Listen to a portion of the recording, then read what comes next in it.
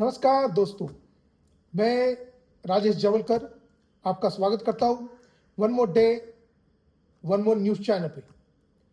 Finland में पिछले 12 महीने में 3,829 से ज़्यादा कंपनियां बैंकरप्ट हो चुकी है या बैंकरप्सी के लिए अप्लाई कर चुकी है।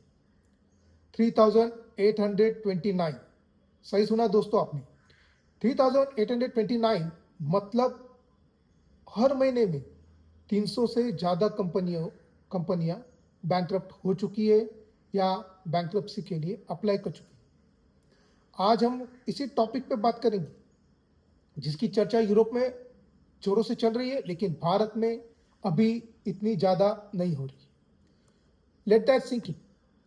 ये नंबर इतने बड़े हैं कि 1990 के बाद ये फिनलैंड का सबसे बड़ा इकोनॉमिक क्राइसिस माना जा रहा है। और सबसे ज़रूरी बात यह है, ये समस्या सिर्फ फिनलैंड तक सीमित नहीं। इसके पीछे है Russia Ukraine war, energy supply crisis, global supply chain issues और सीधा पॉलिटिक्स का असर। और हाँ, इसका इंडिया पर भी डायरेक्ट और इनडायरेक्ट इम्पैक्ट पड़ता है। चलिए स्टेप बाय स्टेप समझते हैं। पहले फैक्ट्स क्लियर कर लेते हैं। 2024-25 के पीरियड में फिनलैंड में 3,800 से ज़्यादा कंपनियां बैंकरप्ट हो चुकी है या बैंकरप्सी फाइल कर चुकी है। Construction sectors, small businesses, service industry, ये सेक्टर सबसे ज़्यादा हिट हुए। कुछ महीनों में तो हर महीने 300 से ज़्यादा कंपनियां बंद हो रही थी। अब ऑब्वियस क्वेश्चन ये है कि इतनी स्टेबल, इतनी रिच और इतनी डिसिप्लिन कंट्री अचानक इतनी क्यों गिर गई? कुछ लोकल फैक्टर्स जरूर है। डोमेस्टिक डिमांड कम हो गई, लोग खर्चा नहीं कर रहे, बिजनेसेस इन्वेस्टमेंट रोक रहे हैं, कॉस्ट ऑफ प्रोडक्शन बढ़ रही है, inflation, electricity rates, fuel prices, raw material, everything is expensive.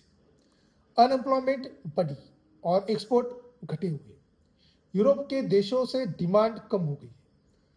लेकिन मेरी राय में ये सब सरफेस रीजंस है। असल कोर इशू है एनर्जी सप्लाई चेन और रशिया के साथ टूटे हुए संबंध।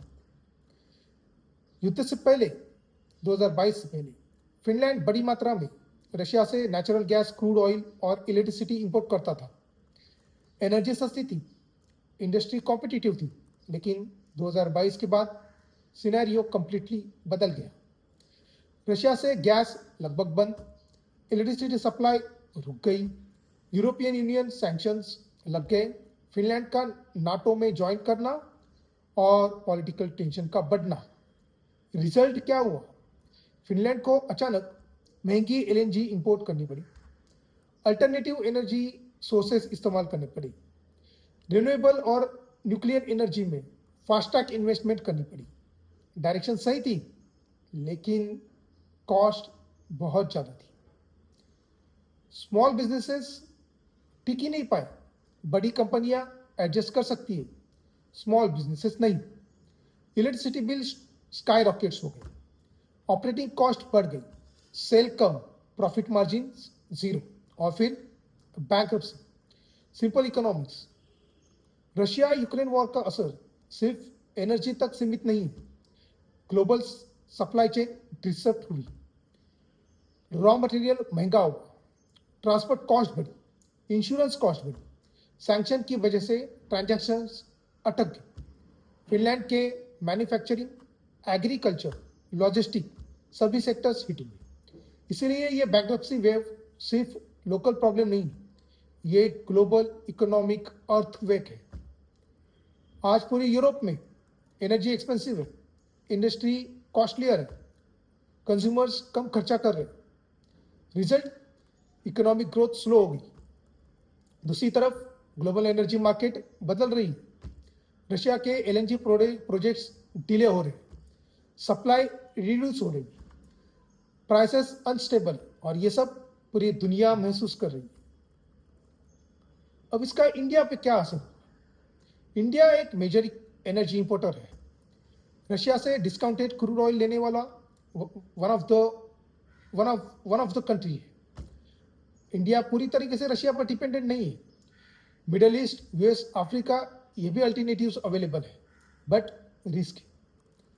न्यू सैंक्शंस की वजह से रशियन ऑयल सप्लाई अनसर्टन है। शिपिंग, इंश्योरेंस, पेमेंट बहुत कॉम्प्लेक्स है। कुछ इंडियन रिफाइनरीज कॉशियस हो गई है।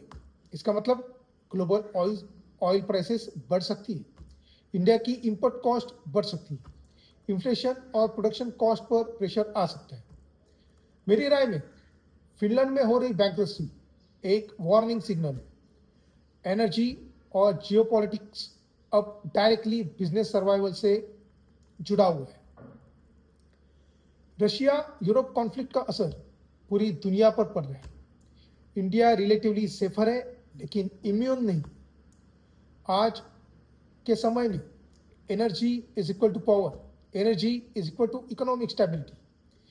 जो कंट्री या बिजनेस समय पर इस चीज को अडॉप्ट नहीं करता, वो पीछे रह जाता है। ऐसे ही कुछ ग्लोबल डायनामिक्स की न्यूज़ सुनने के लिए आप चैनल को सब्सक्राइब करें। वीडियो पसंद आया हो तो लाइक करें, शेयर करें, कमेंट करें। Thank you so much. See you again.